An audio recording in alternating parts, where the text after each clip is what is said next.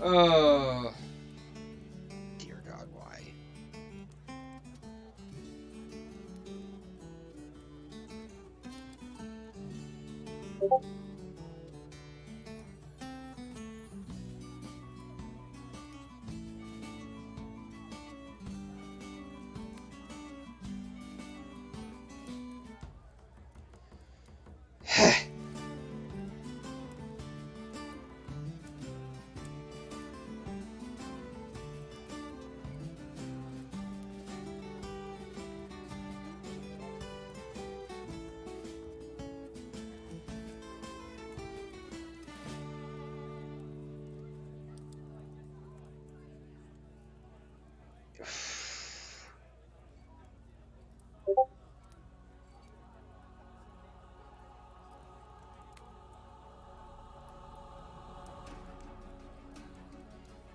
Okay.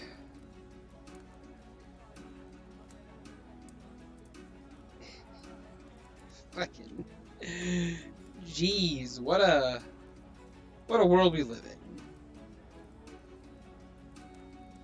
Oh well, time to do a little bit of stream catching up. Do.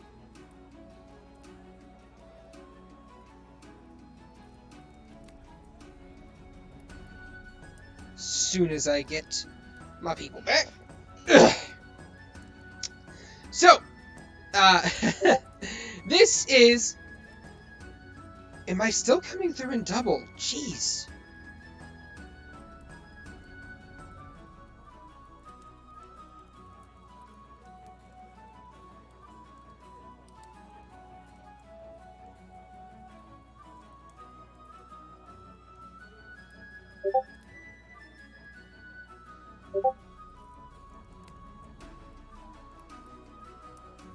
Huh. I wonder... Is that why? Is it fixed? Is my echo fixed?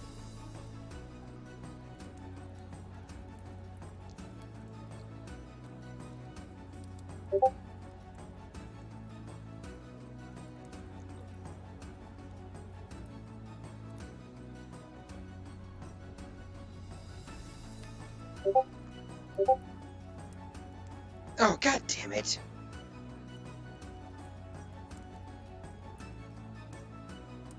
I don't get it. I don't understand. Like, why is it echoing? Well, my Discord isn't muted. I have it in streamer mode.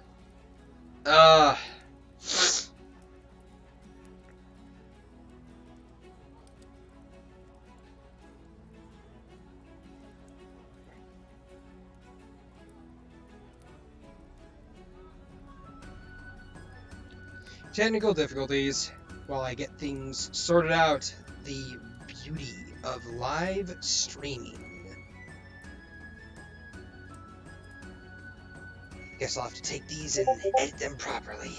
Ugh.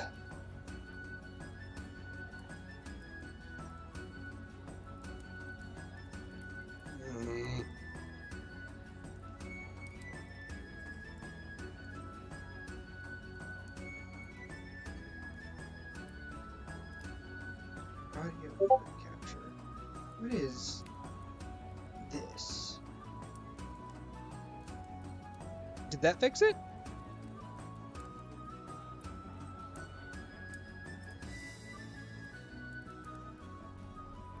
Hold on.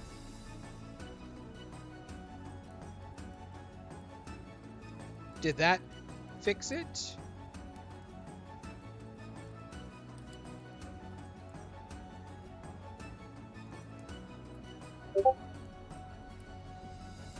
Oh my god.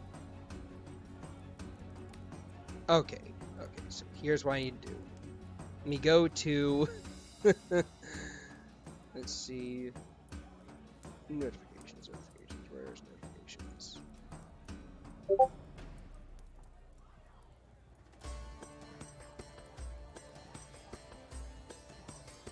Disable sounds.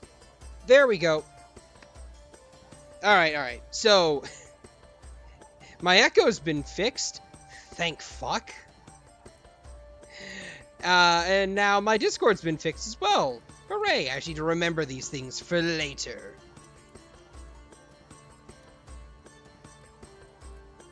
Okay. The beauty of live streaming, once again, everybody. So, where did I last leave off? Oh yeah, the very entertaining fight that was had with the Black Dragon. Yes. Man, that was a fight. That was a real fight. It was interesting. I had a lot of fun with the fight.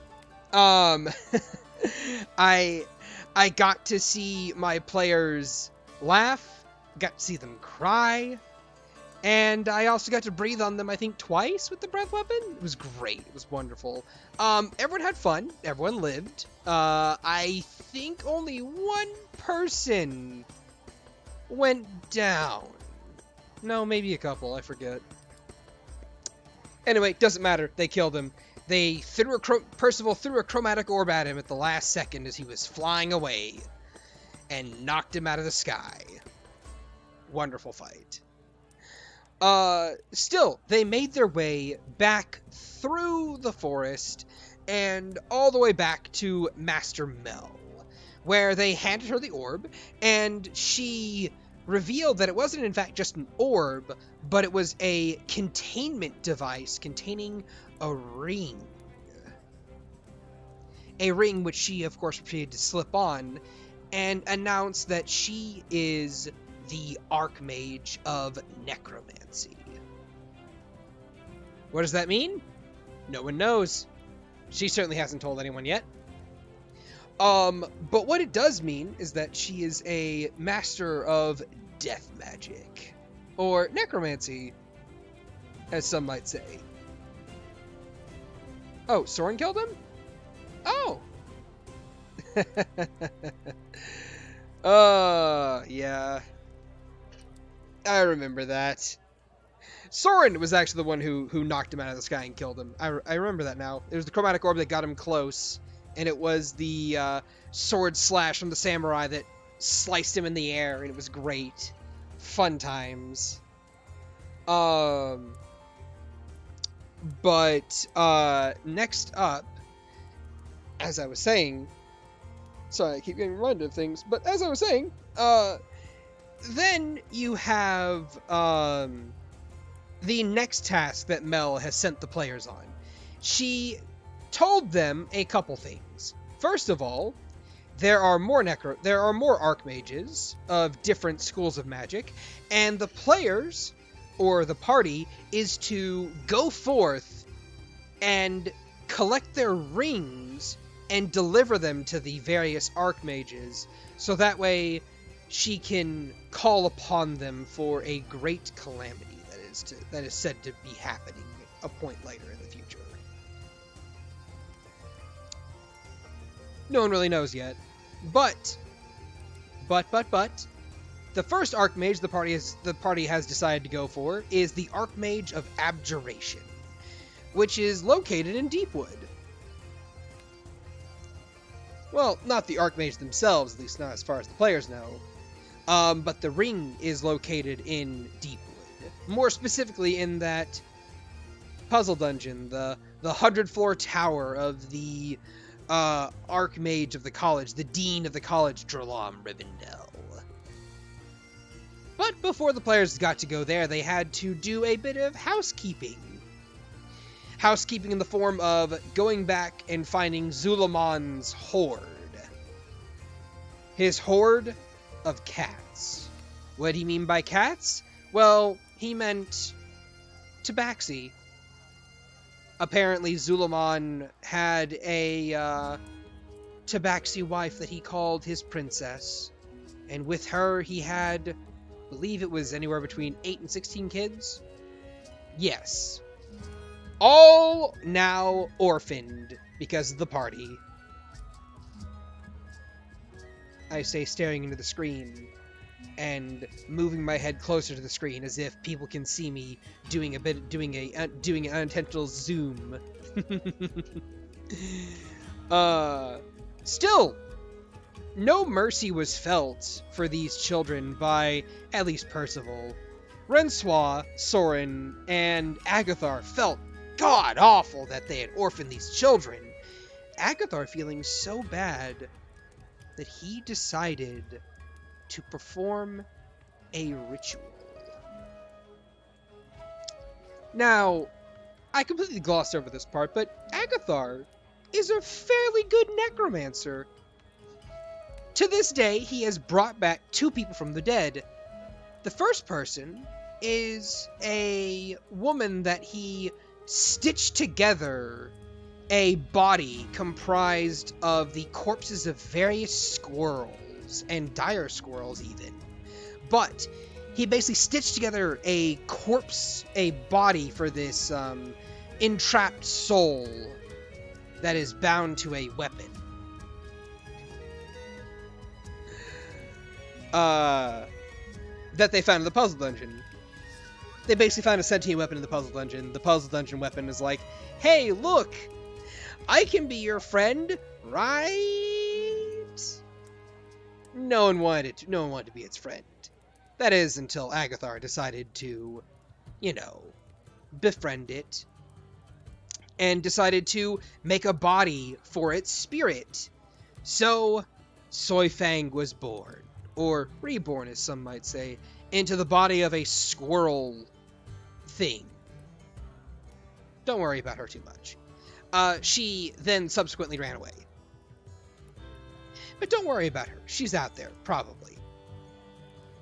She'll be fine. Maybe. Not sure. But that first ritual gave him various marks and brands, and it gave him so many levels of exhaustion. He could barely cast 3rd level spells.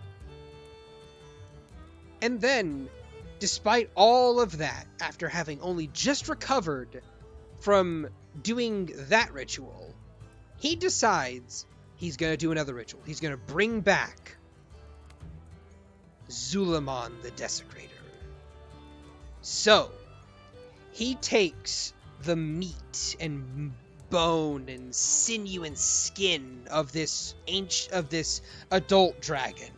Well, young black dragon, I should say.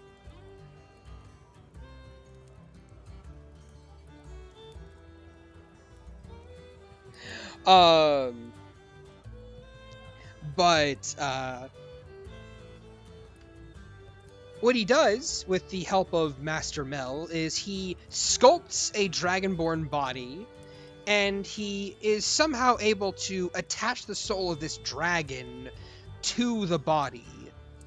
However, in the process, he loses 2 whole levels off of his character. And he suffers 5 levels of exhaustion. One of which is permanent, for the time being. His arms leached of all their color like albino veggies. And his skin is now somewhat transparent. You can see the bones through it. And, as he has noticed, he can maybe even leech the life from people with his hands? It's unsure as to what exactly this means for him, but he still managed to perform his task. He still managed to bring back Zulamon and give the children back their father. In one form. Better than nothing, really. Still, with that in mind, maybe a bit more of a upbeat skip in their step about having accomplished a pretty cool task, the players and party make their way... Wrong thing. We have to go to this one. No, this one. We go to this one. Go to this one. Yes! And so the players make their way up, over,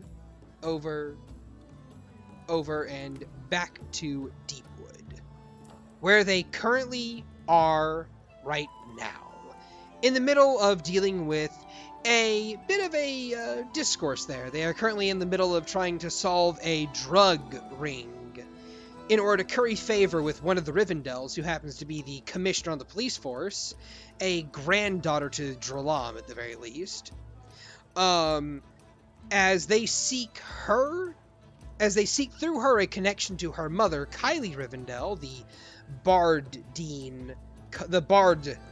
Bard College Dean in Morningwood. And they seek a connection through her to get to maybe through the puzzle dungeon a bit easier. Because this puzzle dungeon in Deepwood was made by Dralam herself. And it is very, very much a contested point within the academia of Deepwood. You see, most people, at least in Dralam's circle at the very least, believe that you're not a true wizard or a true mage of craft unless you have gone through her 100-floor puzzle dungeon. Or, as she so eloquently puts it, come at a bitch. Just come at a bitch. Come on, I fucking dare you. Just come at a bitch. 'Cause you can't. 'Cause I'm too much of a genius. And yes, she is that egotistical. Don't worry about her, though. She'll be fine. Probably. But, regardless of all that, the players took one look at her 100-floor puzzle dungeon and decided, fuck that. We don't want to do that. We're going to get someone else to do it for us. And so, that is where we meet up with the party. And now people can kind of see why I don't mind streaming this game somewhat in the middle of a current arc. Because we're not anywhere near the 25% mark of this campaign. Or even the 10% mark? Question mark? I'm not sure. It's a fairly long-running campaign that I have in mind. And I hope that I can grow an audience as it grows and as it expands into the stars beyond, so to speak. Because I love D&D. And I love sharing adventures and I love sharing stories with people. Technical issues aside, internet dropping, stream slicing, and so on and so forth. I just like having fun with my friends. And I like making characters, and I like just showing off my world and my ideas. Even if a lot of them are heavily inspired by Wandering In, Unexpectables, and so on and so forth. At least the names. Not personalities so much. I have a lot of original here, though. But that is, of course, the end of the recap episode. I hope that everyone enjoyed, despite having my stream split up into two different parts, with one of them beginning with me ranting about echoes and stuff. Maybe I can find some way to download these videos and fix them in post before I just repost them. Just kind of like clip art them together, just overlay them one after the other. Maybe they'll work together, maybe they won't. I don't know. But that's part of the journey of it all. Finding out what you can do and what you can't do. Till then, I will be taking questions for the next, I'll say 5 minutes. Anyone in the stream who wants to ask a question, this is your AMA. Ask me whatever you want.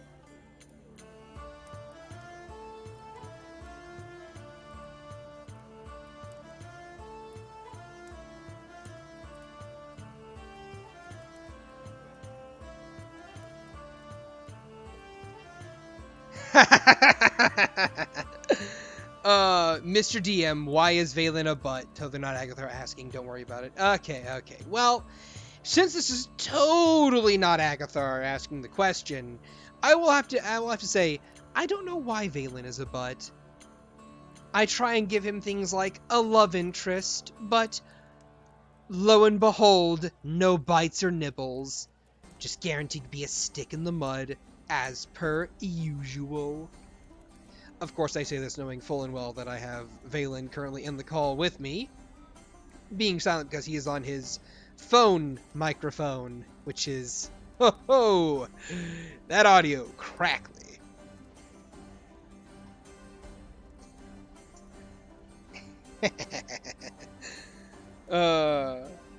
Load Holy Hand Rocket and points at Agathar.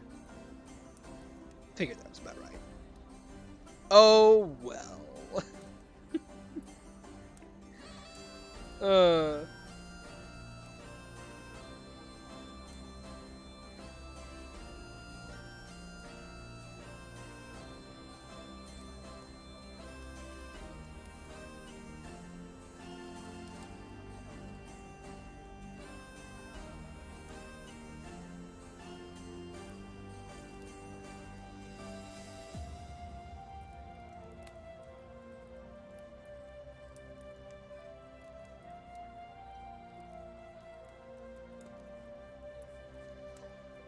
Huh.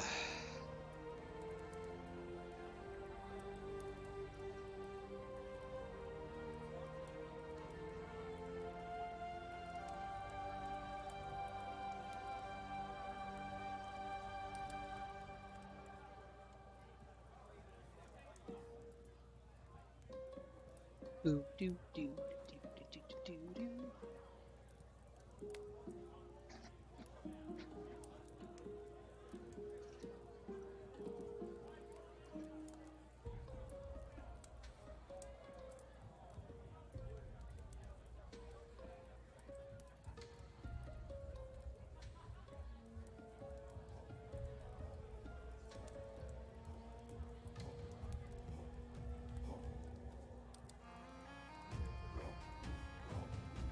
One of my players is trying to ask a question, and I'm telling them to ask it in stream chat.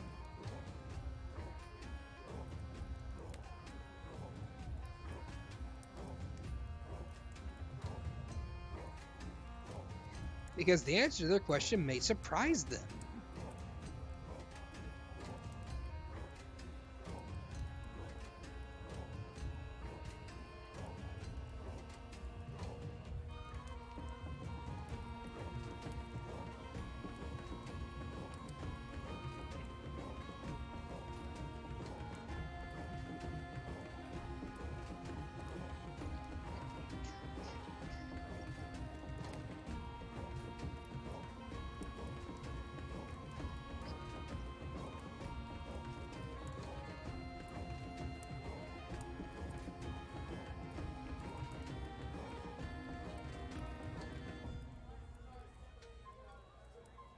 Yeah, well, I'll just answer it. Valen asks, what is the cause of the... Yeah, there it is. What is the cause of the bramble? Well, no one really knows what caused the bramble. It is theorized that there was a ancient lich that resides somewhere within the bramble that kind of maybe caused it. But the bramble has always existed here in Vitrium as far as the current civilization knows. The Rivendell family, who founded Deepwood, Morningwood, Hardwood, and Lakepost, all they know is that the bramble was here to begin with. They discovered it whenever they founded Morningwood, and it's just been there for as long as they remember, until like some intrepid adventurers just went into there exploring, and they woke something up, and that woke up the bramble. Hence why the bramble is now an issue to Vitrium.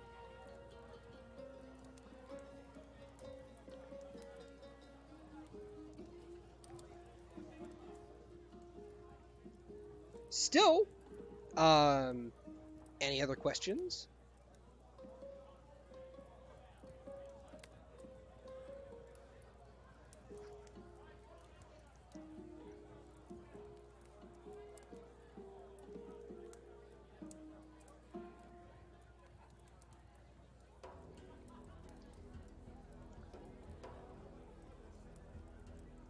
Was the bramble itself explained, like how bad it is? Um, the bramble itself is, it's one of those common knowledges that people in Vitrium know. You just don't go in the bramble because the bramble is a bit of a death trap. A lot of creatures in there swarm, heavily swarm. Like, imagine Doomslayer music playing in the background as you blow up fireballs and so on and so forth.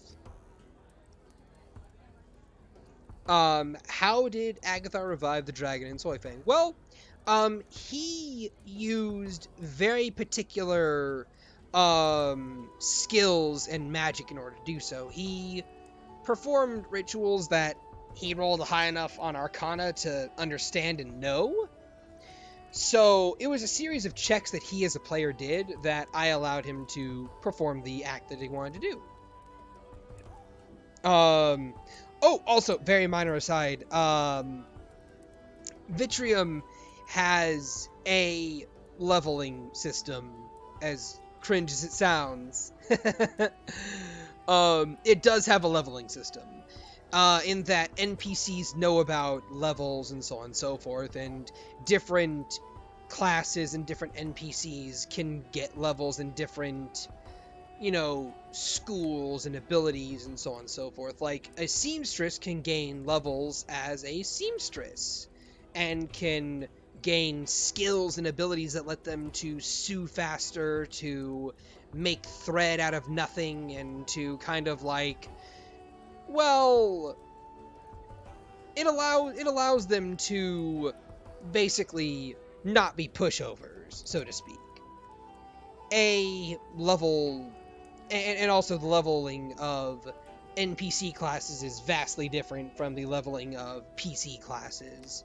For example, a level 10 seamstress would be on the same level as a level 1 to 2 adventurer, roughly. But that doesn't mean that they aren't any less, they are far more dangerous in a sewing competition than they would be in a, straight up fight. Can someone use a wish spell to remove the leveling system from NPCs? Sadly, no. The leveling system is just there. No one knows where it came from, why it does what it does, how it does what it does. It's just there. It's a big mystery. A lot of people just don't think about it and just kind of like, let it be a thing.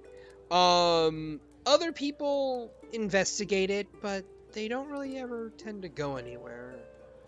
Or they lose interest, or they just figure that things are maybe better this way. No one ever sticks to their guns when it comes to finding out what the leveling system is for very long. They have bigger things to worry about, bigger fish to fry. The brambles attacking Tarandria, this country in the top right-hand corner of the map that I completely forgot to explain and totally glossed over, is taking over our land. What are we doing? So on and so forth. Things like that. I think I have enough time for one more question before I close the stream down and see if I can't splice two things together with my limited understanding of technology.